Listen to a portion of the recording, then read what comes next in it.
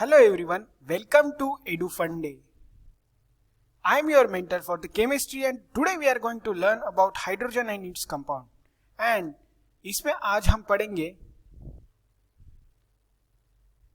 commercial production of dihydrogen का part 2.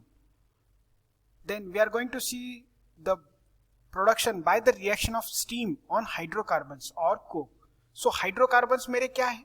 They are my petrochemicals CH4 वाले form CN और HN+2 ये जो फॉर्म में रहते दैट इज माई हाइड्रोकार्बन्स. इसको हम पेट्रोकेमिकल्स भी बोल सकते हैं, petrochemicals.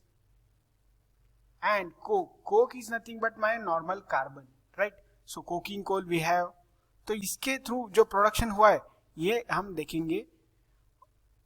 First, reaction of steam on hydrocarbons or coke at a high temperature in the presence of catalyst yields dihydrogen. So ये reaction देखते हैं हम. यहाँ पे steam मतलब क्या है? H2O, hydrocarbons और coke at a very high temperature. So from hydrocarbons CnH2n+2 plus NH2O, it gives in the presence of nickel carbon monoxide plus hydrogen. तो ये हाइड्रोजन गैस क्या हो रहा है? रिलीज हो रहा है. और वैसे ही देखिए फॉर एग्जांपल मैंने मीथेन लिया और मीथेन को मैंने अगर हाई टेम्परेचर पे वाटर की स्टीम के साथ रिएक्शन करवाया तो it will give my carbon monoxide and hydrogen. तो ये एक प्रोसेस हो गया मेरा कमर्शियल प्रोडक्शन का डाइहाइड्रोजन का. Then reaction of steam on hydrogen और coke at high temperature in the presence of catalyst yield dihydrogen.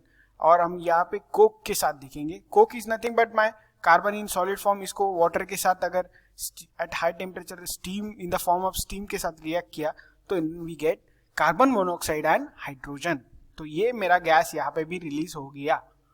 Then for your knowledge what is water gas. अभी वाटर गैस एक बहुत बड़ा इंपॉर्टेंट फैक्टर है in case of hydrogen, then oxygen, then my carbon monoxide. Okay, तो ये क्या होता है? The mixture of carbon monoxide and hydrogen is called water gas. It is produced from sewage, sawdust, scrap woods and newspaper. It is useful for the synthesis of methanol and a number of hydrocarbon. And it is called synthesized gas or syngas. Okay. तो मेरा hydrogen जो produce होता है ना, dihydrogen का production होता है. तो अगर ये डाइहाइड्रोजन अगर इन the presence of carbon monoxide रहा तो ये एक इंपॉर्टेंट फीचर वाला गैस बनता है जिसको हम बोलते हैं वाटर गैस. तो ये water gas number of hydrocarbons के प्रोडक्शन के लिए काम आता है और मिथेनॉल के लिए भी काम आता है. तो इससे मिथेनॉल का सिंथेसिस होता है, इसलिए हम बोलते हैं इनको सिंथेसिस गैस. या नंबर ऑफ हाइड्रोकार्बन्स का सिंथेसिस होता है इसलिए हम बोलते हैं इनको synthesis gas which is known as syn gas. तो ये कैसे होगा? For example you can see CO plus H2, it will give what? It will give CH3OH. क्या दिया? मिथेनॉल. तो ये एक मिथेनॉल प्रोडक्शन हुआ यहाँ पे. वैसे ही अगर हाइड्रोजन और कार्बन मोनोऑक्साइड का आप रिएक्शन करोगे तो ये हाइड्रोकार्बन्स भी देते हैं. तो water gas is a very important part here, right. और ये प्रोड्यूस कहाँ से होता है? ये सीवेज से, सॉडस्ट से, स्क्रैप वुड से, न्यूज़पेपर से प्रोड्यूस होता है. मतलब ये इजीली इसका प्रोडक्शन भी पॉसिबल है और ये अवेलेबल भी है. Okay, so let's see next. What is coal gasification. अभी coal gasification is nothing but the production of hydrogen with the help of coke. Okay, so इसको बॉस प्रोसेस भी बोलते हैं. The process of producing syngas from the coal is coal gasification. देखिए syn gas क्या था? मेरा carbon monoxide and hydrogen. तो इनका production with the help of my Coke. तो यहाँ पे क्या ऐड करना पड़ेगा? यहाँ पे मुझे स्टीम ऐड करना पड़ेगा, राइट. तो हमने जो पिछले वाली रिएक्शन देखी थी उसको एक नाम है, that is my coal gasification. So coal gasification is nothing but production of dihydrogen and carbon monoxide with the help of steam in the presence of coke. Okay, so this is reaction. And then what is water gas shift reaction? We have seen syn gas, that is water gas. Then we have seen coal gasification, right?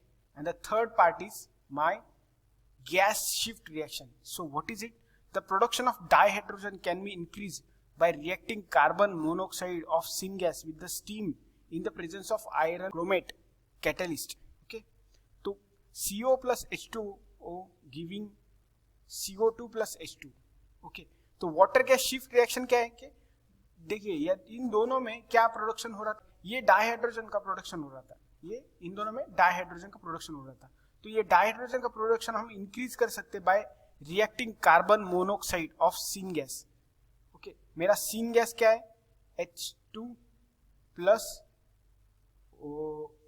CO, carbon monoxide. Okay, and मेरा coal gasification reaction क्या है, H2O, it is giving what, CO plus H2। अब ये CO plus H2 हुआ, यहाँ पे भी H2 production हो रहा है, यहाँ पे भी COH2 प्रोडक्शन हो रहा है, राइट।